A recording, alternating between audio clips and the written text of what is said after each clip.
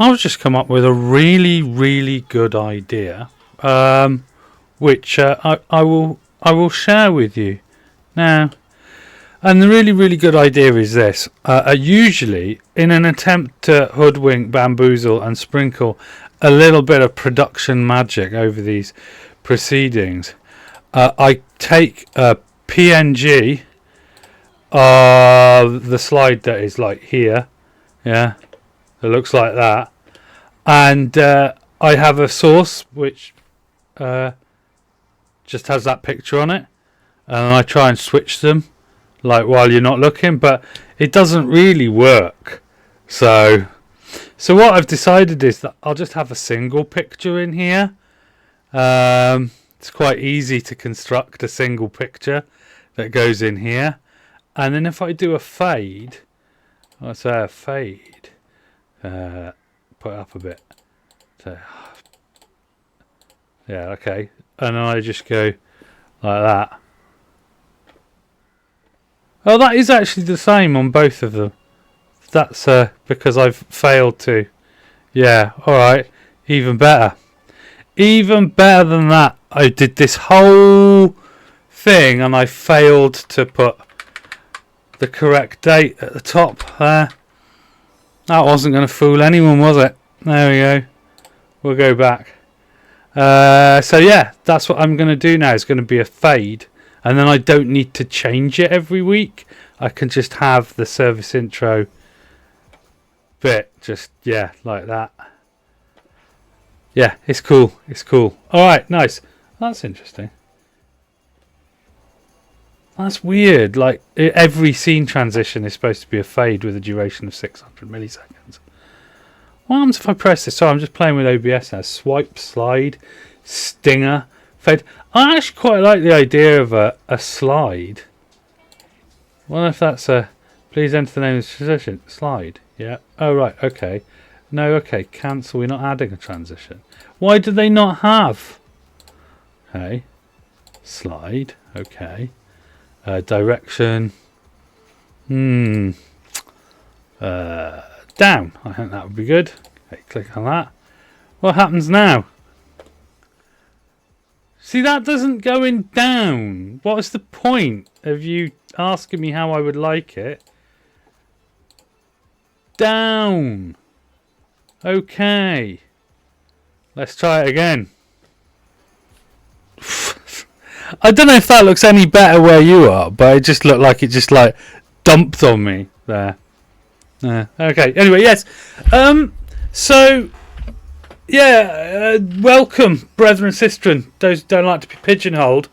You may note that it is the time has fled forward from 7 o'clock.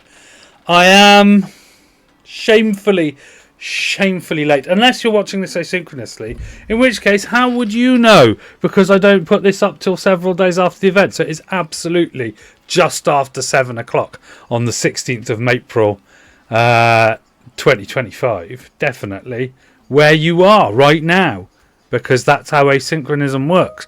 But for those of you who are synchronic, that is really weird. Okay, for those of you that are synchronistic, getting this on a synchronistic vibe, I may appear illusorily to be a little bit late in arriving, and the reason for this tardiness is, one, obviously last week we didn't have a service because I was in a position where I absolutely couldn't get in front of a camera for the whole day on Friday. I was not even here, man. I was away. It's not going to happen this week because I'm here right now. It's not going to happen next week because although I am going away next week, I will be back by Friday. Well in time to do this nonsense. So that's just the way it is. Like, Friday is Friday, and sometimes you need your Fridays for other things.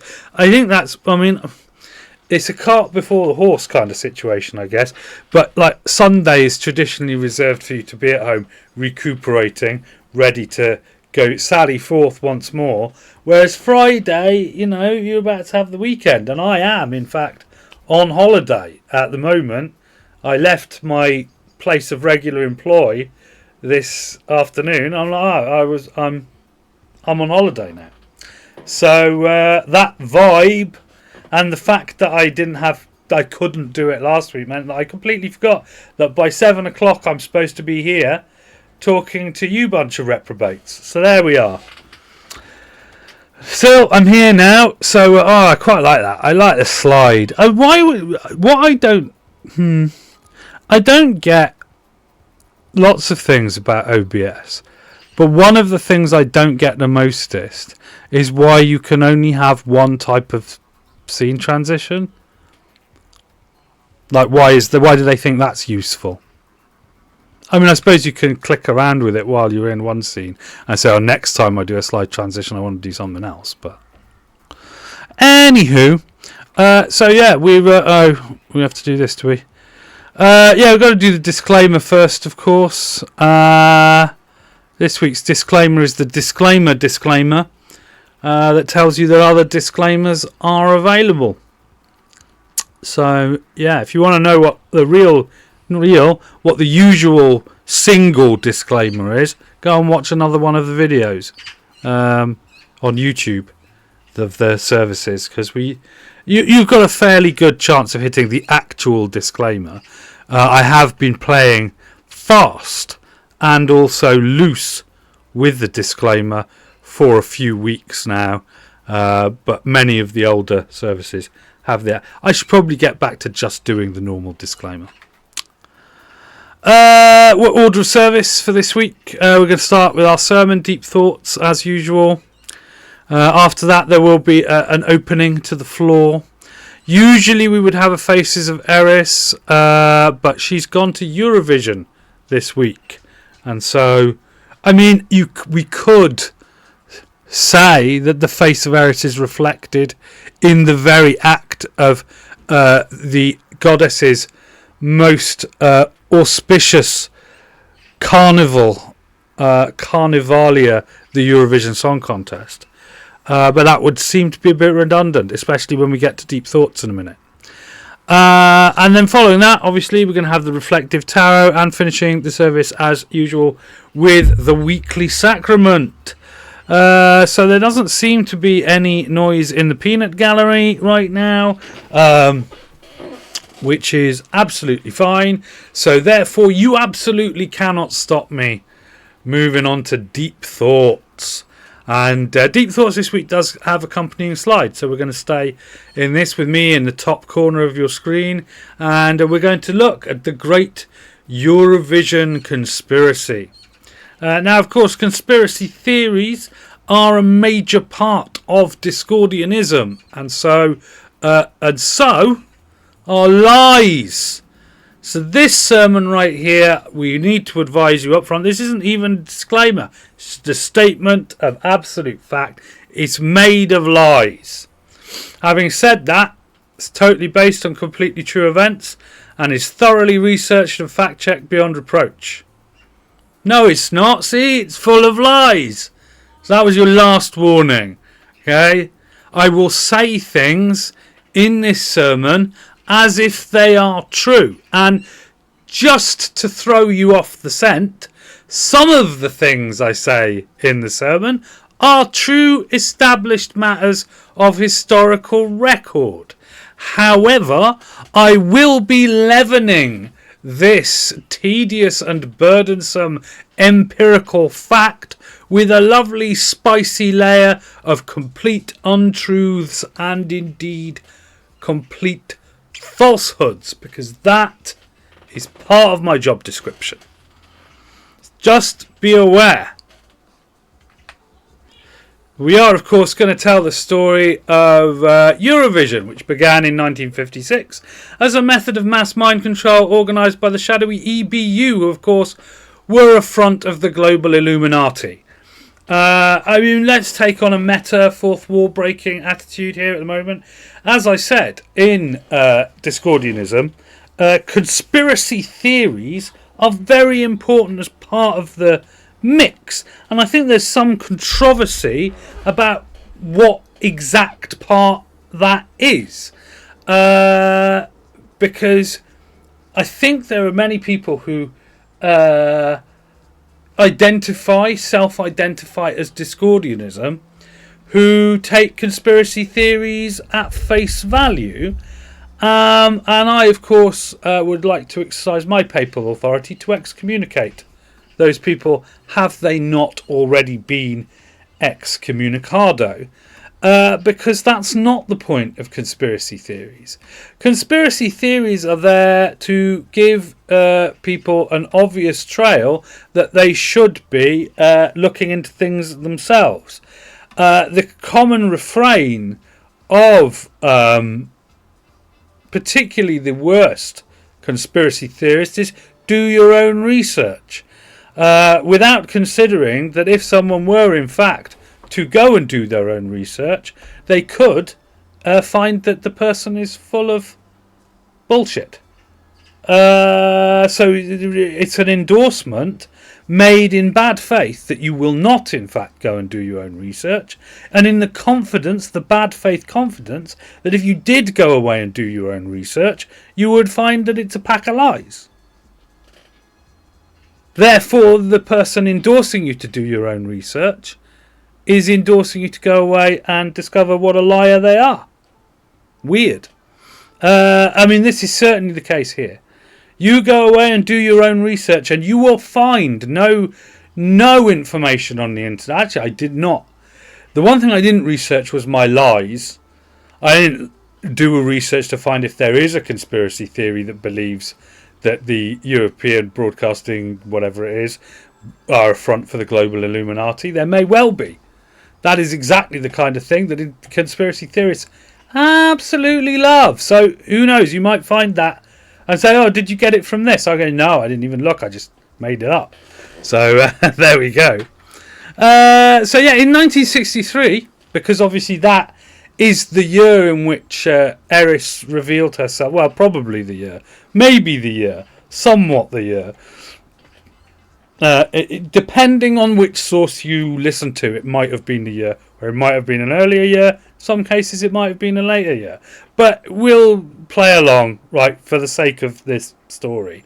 That 1963, when with the formation of the Discordian Society and indeed the LDD, the Legion of Dynamic Discord, which I believe is referred to in the Principia and is definitely referred to in the Illuminatus trilogy, but the Illuminatus trilogy wasn't written and published till the 70s. So I don't know, maybe I'm just, But then, of course, even in 1977, the Legion of Dynamic Discord pre-exists that narrative, and probably pre-exists the formation of the Discordian Society. Who knows? Who cares? Let's not let the facts get in the way of a good story. So the contest became the target of the Legion of Dynamic Discord, being as it was an Illuminatus plot to control the minds of millions of individuals across the mainland of Europe. And infiltration and subversion were assigned to a subdivision of the OMF, Operation Mindfudge Task Force. I will keep the language mostly family friendly. I have said bullshit, but people should really learn to encounter and embrace bullshit wherever they find it. But I don't think F needs to stand for what we all know it stands for. Operation Mindfnord. They first broke surface in 1967 when Sandy Shaw won with Puppet on a String, an obvious Fnord attempting to increase cosmic consciousness in the millions of viewers tuning into the contest. Yes, indeed.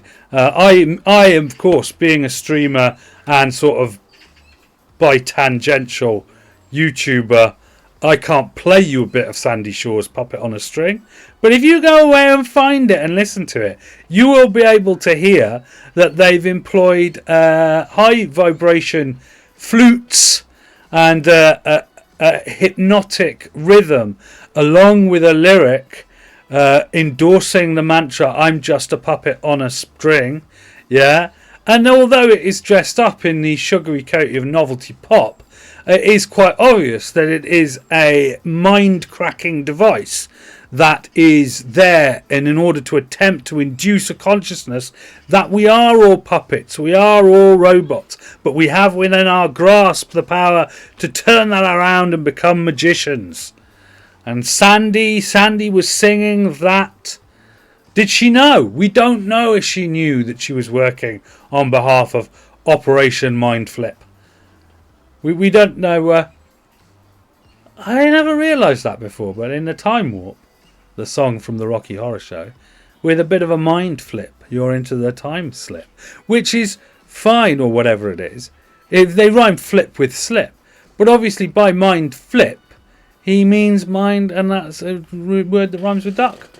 I never realised that until I just said it just now.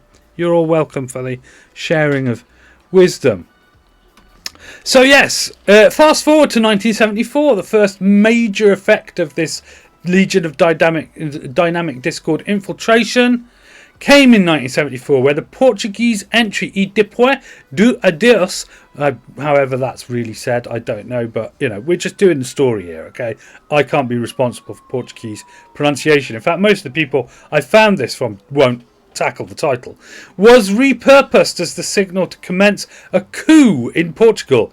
The coup was initiated, carried out with a singular lack of violence, has largely been forgotten by history due to active interference from the Illuminati, who don't want the rest of us getting ideas. Yes, that's right. The Eurovision Song Contest, it took, 2 decades or so, but they eventually repurposed it.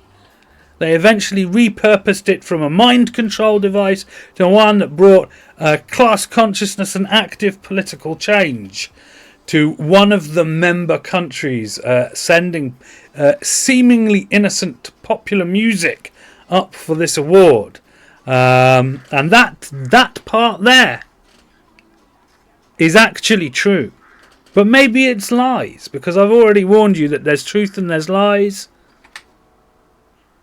You're going to have to find out for yourself whether I'm lying about that.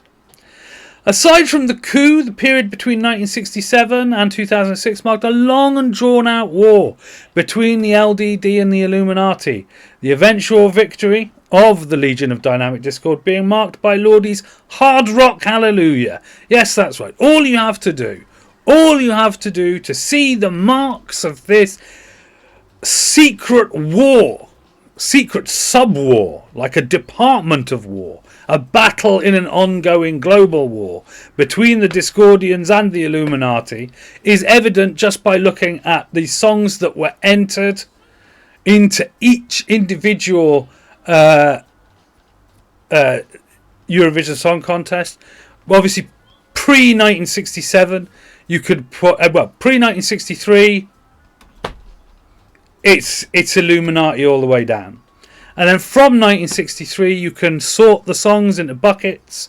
This one's from the Illuminati, this one's from the Legion of Dynamic Discord, this one's from the Illuminati, this one's from the Legion of Dynamic Discord, so on and so forth, with relatively few obviously being from the Legion of Dynamic Discord until, well, even as far as 1967, where in an upset that was the first time that a Legion of Dynamic Discord pick won the big gong at the Eurovision.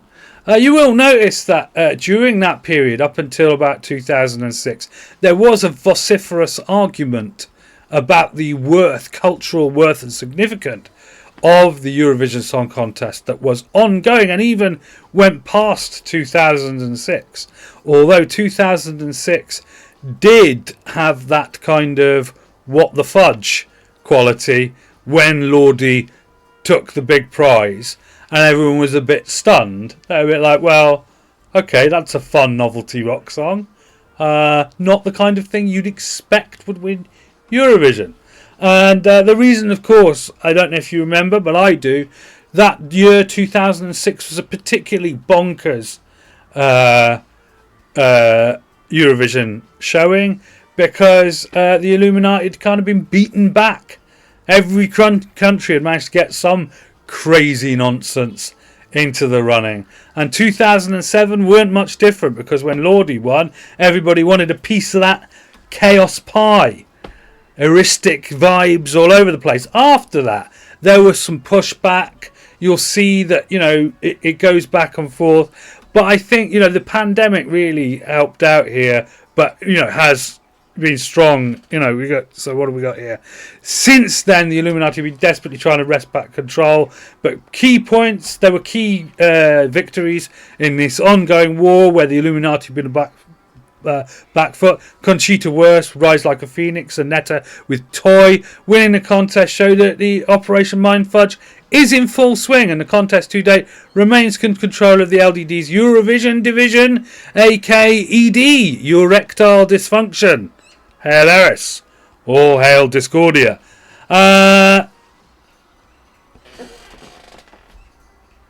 No, dot think that ist wir inner. What? What? You don't think that is a winner?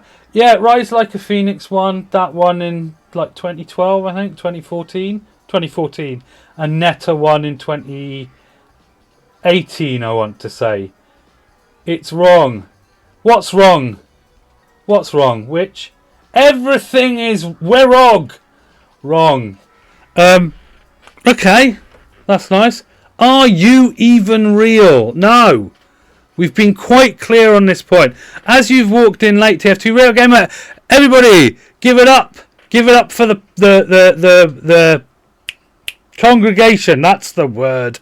Yeah, I'll just run back a bit. Sorry, everyone. I have made in my presentation, which you're free to watch in full later on with a thing. I am late. I said that as well. You were late, not me. Yeah, no, I'm not late. I'm just welcoming you in. I never said anything about you being late.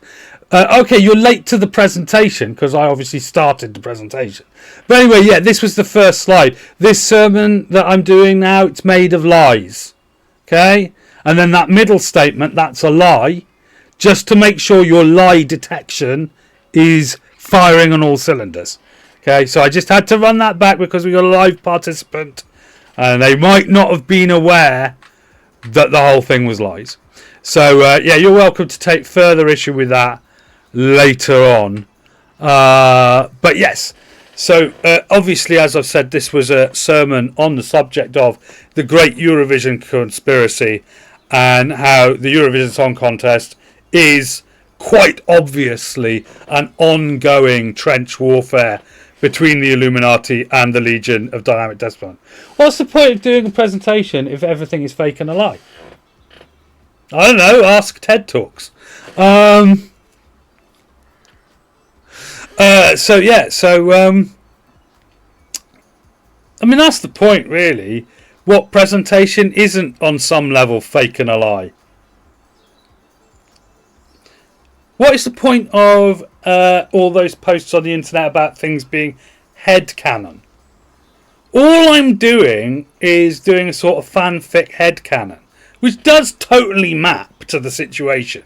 If you look at any given roster of songs submitted to the Eurovision Song Contest, particularly since 2006, it is a clear battle for supremacy between pappy rubbish get out nonsense, which is obviously been seeded there by the Illuminati, and bonkers, mind-breaking surreality expressed in upbeat pop, somewhat danceable, which is clearly the Legion of Dynamic Discord trying to reprogram people's minds through the medium of a multi-million viewer bizarre song contest. I mean, it's kind of obvious when you view it from that angle. Yeah? So, although, to my knowledge, the whole thing is a lie, who knows? You know, conspiracy theories. I mean, for God's sake, yeah, you want to ask what's the point of doing a presentation if everything is fake and a lie? You can ask TED Talks, you can ask David Icke. Well, shit. Well, exactly. That's what you're supposed to do. Someone hacked my Discord account. Oh, that must be irritating.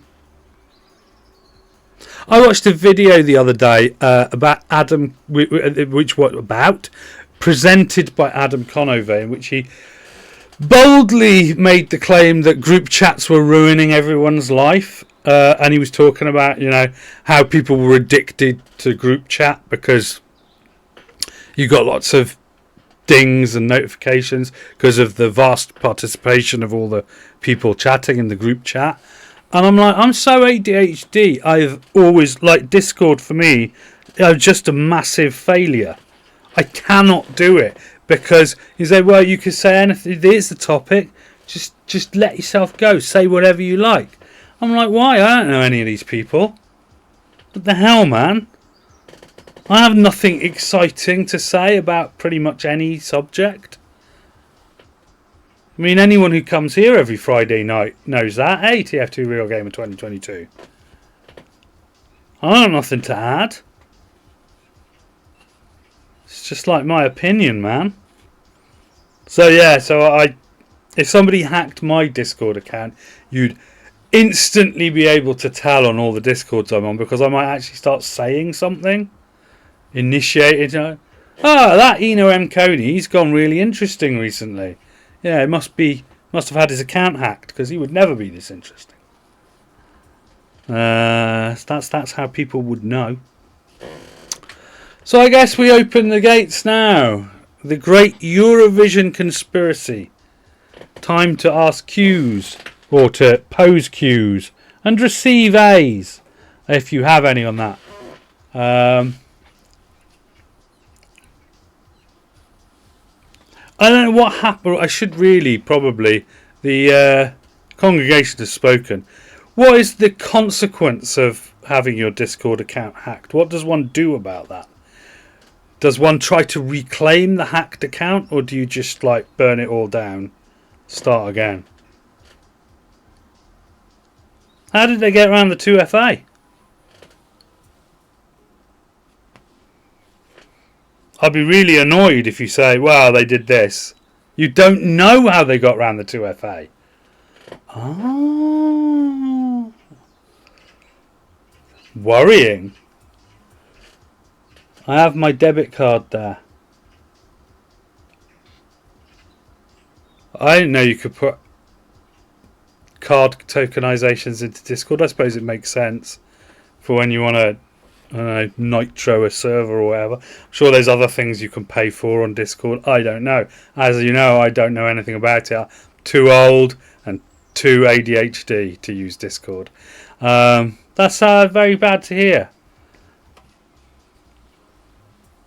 Very bad to hear on both counts that you had 2FA and they circumvented it somehow, and that the somehow when they circumvented the 2FA, which is supposed to be there for your security, has led to the compromising of your debit card. I compromised my own debit card a few weeks ago.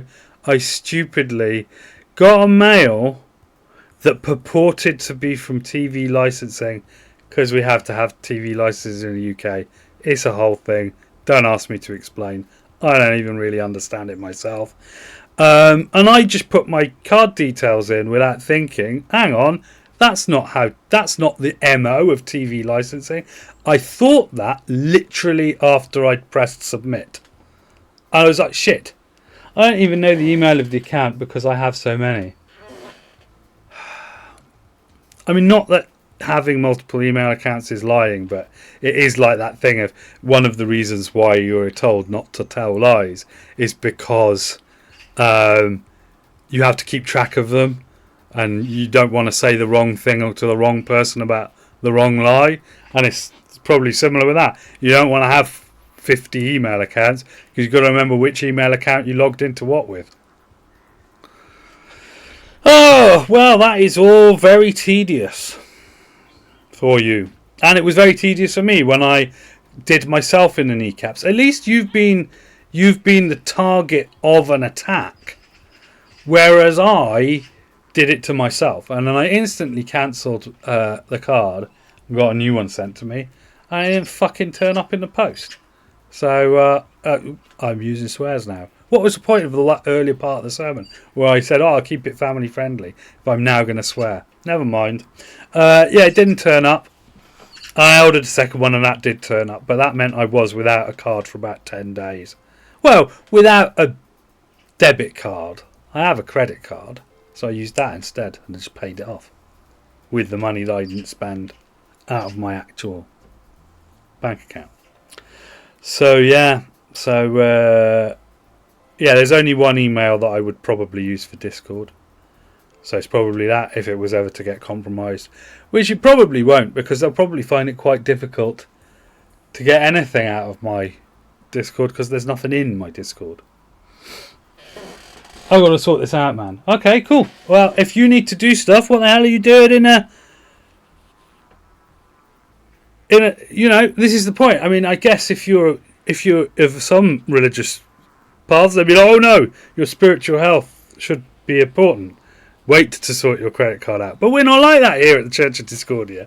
We realise people got to live. You got to live, man. Go and live. Be free. Sort it out. Am I to take it then that the Discord only just got hacked? That's really rough. Very rough indeed. Almost as rough as me forgetting to start the service at 7. By 7. It was actually... Eris obviously was tuned out. It was 7:23 when I realised I should be up here doing this. So take of that what you will. 23 saved my butt. Also means that we should probably move on from Q&A. Okay, so that's it. We've just to recap there. The congregation have had, every member of my congregation had their Discord hacked. Every last one of them, and their credit card details stolen. Every last one of them.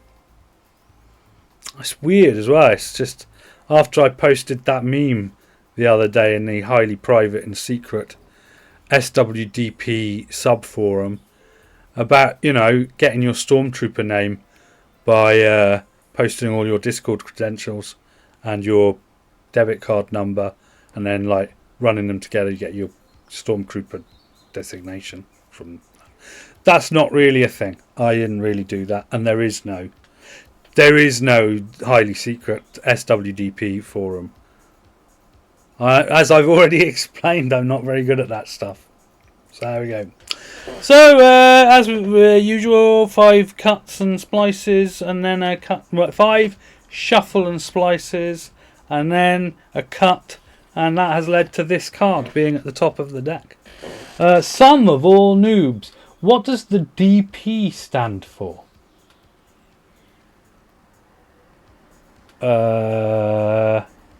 DP? Where does it say DP? Oh, I haven't changed the name of this stream either. I've just realised that. I should probably change that. Just going to change the stream information. Nothing to see here. It is, of course, the 16th of April 2 of 2. And obviously the only thing that can go on the end of the stream title is there we go. But I don't know where there's a DP. DP. There we go. I'm going back to the chat now. SWDP Secret Forum, was it? Ah, right, yes. The South Wales Discordian Press. SWDP. You're quite right. So, yeah, Discordian Press is what DP stands for, and SW stands for South Wales, which is where I am right now, in the south of Wales. So I am the owner, proprietor, and CEO. I'll be a CEO and Pope, of course, of the South Wales Discordian Press, the SWDP. Yes. Proudly not publishing anything since about 2020. A lot longer than that. I mean, we've never published anything. But specifically not publishing anything since the pandemic. Yeah. Sorry that you didn't mishear. I just don't listen to the words that or acronyms that come out of my own mouth. Anyway, we've got a tarot card to reflect upon this week. Some of all noobs. How the devil are you, by the way? You better not turn up regularly, because then I'll have a congregation of 2 and the pressure's too much. I made the unnecessary assumption that SW was Star Wars. I don't know what. The Star Wars Discordian Press. No, I hate those guys. Screw the Star Wars Discordian Press. They are actually our arch enemies, due to the fact that we're fighting over the acronym SWDP. So yeah, it's been a bitter war that has raged for many years. They keep threatening us with a Death Star, but you know, I just don't think they got the stuff to blow up South Wales from orbit. I just don't think it's going to happen. I stand to be proven wrong. So there we go. Cool. So yes, it's always nice. I don't know how much of this, whether you've been lurking, some of all noobs in previous weeks, where the bit where I explained that what you're doing right now, stopping me from revealing what the tarot card is, disrupting the service, generally misunderstanding things and sending me off on tangents, is exactly what you should be doing. In a Discordian service, the pastor is just there to be run ragged by the congregation. That's my only purpose, is to try and do something and have that thing wrong-footed and derailed by people questioning it and existence and my existence and the general purpose of life. That is how these services are supposed to run. So well done.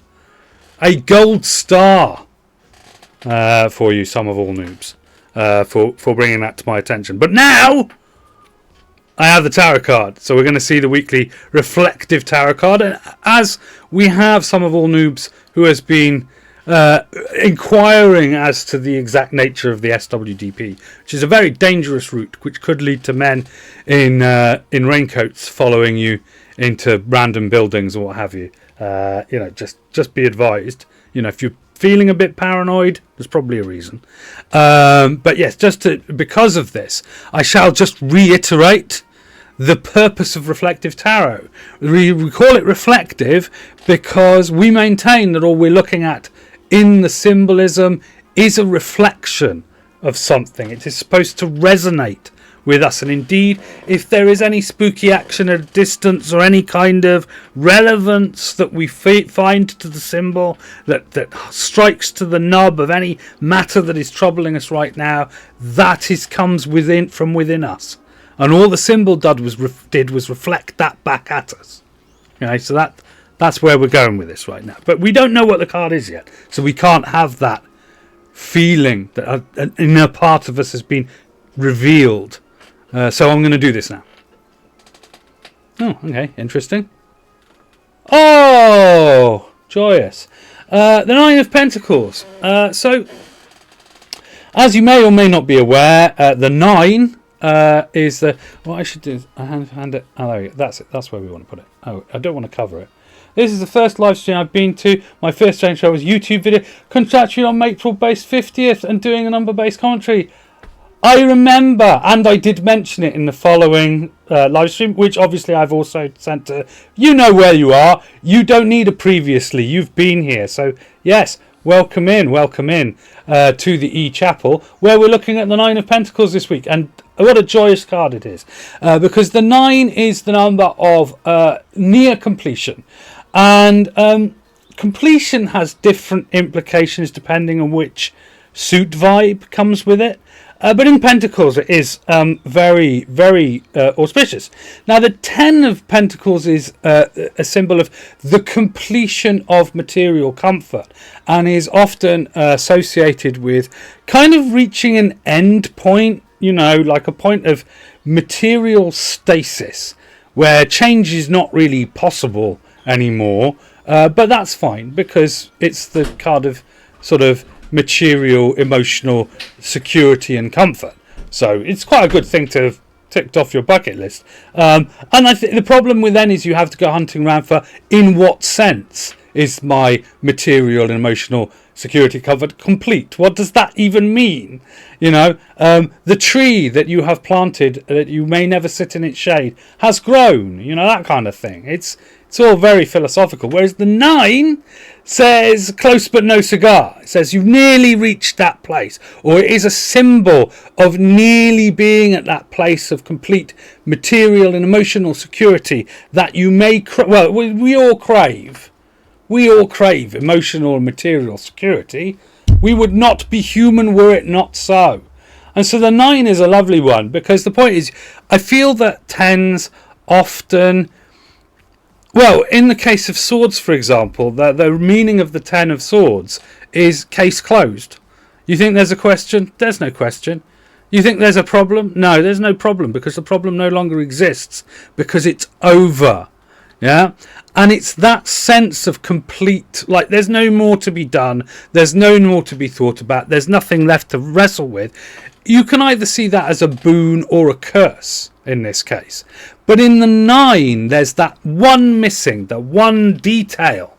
And what that means is that there's instability in the system enough that you could find that it's just temporary. This too shall pass. But right in this glorious moment, that material emotion security is just enveloping, and it is worth celebrating. And yeah. The yearning of perfection is in its own perfection. Indeed. There we go. Lovely. So to have that as the vibe for the week, I mean, in most of, I would say, well, most of Britain, certainly. I haven't really looked beyond there, because who looks at the weather forecast for countries they're not going to be in? But I'm feeling that this May time in this hemisphere, it's a time, and so the idea that for a week you might have like a sort of relaxed vibe going off, that's not entirely ridiculous, isn't it? What was sticky on my thing? What was the sticky stuff on the card? There's gum on the bottom card of the deck. That's not very good. That could cause problems. How did that even get there, and where did it come from? It's not on the... Oh, there is a little bit of gummy stuff on my desk. Who knows what that is? Oh, we'll have to take care of that at some point. But right now, I just have to put the cards back in their box. There they are. Thank you very much. So yeah, so today's... See, and that's it. The one thing that's missing. I'm mostly emotionally and materially secure, but the minute I start messing around with things on my desk, everything falls down. So there we go. Right. So there we go. That was this week's reflective tarot moment, which I enjoyed. I enjoyed it because it is a card that gives you... I mean, this is the thing, right? There are cards which are generally kind of a pain in the butt. And then there are cards that are generally pretty cool. But I think it's important to remember that in cards that are a pain in the butt, there is much potential for growth, understanding, learning, moving forward, taking the next step on the journey, as there is. I mean, if anything, you might be hesitant to step away from a good vibe. And so that's something definitely to consider, is that the journey must continue. Even though the place that you've arrived is like a sort of emotional, dare I say, spiritual oasis. You know, either something's going to disrupt it, or you're going to walk away from it because you need to go to the next place. So, you know, don't be afraid of that. But while you're here, at the same time, while you're doing it, savour it. Hey, oh, does that happen? Good grief. Okay, I have to click to get the next slide. There we are. Right. Yes, it is that time. Time for the weekly sacrament. Which means that, like I started out by saying, you know, if you at home, I mean, it still stands. If you at home want to get yourself a little tub of small red candy noodles, then that is perfectly within your gift. I believe they're readily available in most countries around the world. But really all you need is an ingestible, and although at the SWDP we prefer your ingestible to be red, and we prefer your ingestible, if at all possible, to be strawberry flavoured, we actually don't really care.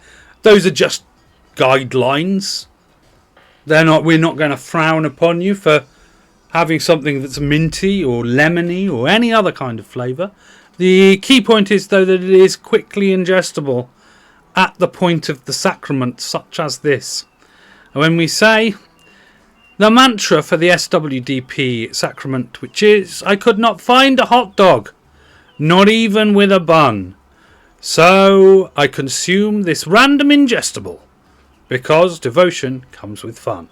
Hail Eris!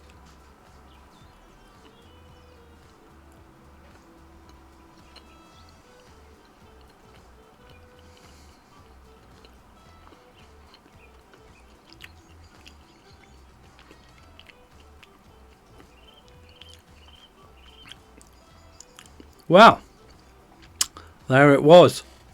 An act of worship, which we discussed a couple of... last stream, technically, but it was a couple of weeks ago. Just trying to use the flavours and everything to just tap into that sweet, chaotic vibe. For me, it was sweet. For you, it may have been anything else. Savoury. Umami! What a wonderful word that is. I always love that word, umami. And that brings us to the closing of proceedings for this week's very efficient service. I didn't mean for it only to last roughly 50 minutes. I was open to any kind of nonsense, even though I myself was tardy in the remembering that this was my self-appointed duty to come here and do this if I was physically capable. And as soon as I realised that this is what was happening, and I was physically capable, of course, I rushed to the chapel to deliver my thoughts. But of course, a sort of unofficial, no, I'm not going to say unofficial, a well-regarded Discordian festival this weekend, Eurovision, is coming. So that will give you an extra opportunity to indulge in the eristic vibes. Watch out for them aneristic vibes. All are present. It is in fact a sacred cow all of itself. Sometimes you're allowing the eristic vibes to wash over you, and other times the Illuminati are there, tapping on your shoulder, whispering in your ear, sleep, consume. Yeah, it's the whole they live thing. Yeah. If only there were magic sunglasses that allowed you to see the Illuminati in all their disgusting glory. To be fair, they don't really hide. We all know who they are. You know, if you locked up everyone who you thought was probably a member of the Illuminati, you'd probably be mostly correct. You know, that's how it is. So there we go. And other than that, I guess all I have to say is, we've had a material shift. We have doubled the number of active congregants in attendance for this service. So we must thank Eris for her never-ending bounty. The vibe, it only grows. It only grows. The more times you do the ritual, the stronger the vibe becomes. And the birds outside are agreeing with me now. Although my mic is very good at cutting that sound out. So if you can't hear a bunch of birds going absolutely nuts in the background, I wouldn't blame you. Thank you, Eris. Hail and Fnord. Indeed. Hail and Fnord. For no one really dies. And that is all that we said for this week. Thank you for joining me. I've been Eno M Koney, and I will be back more timely next week.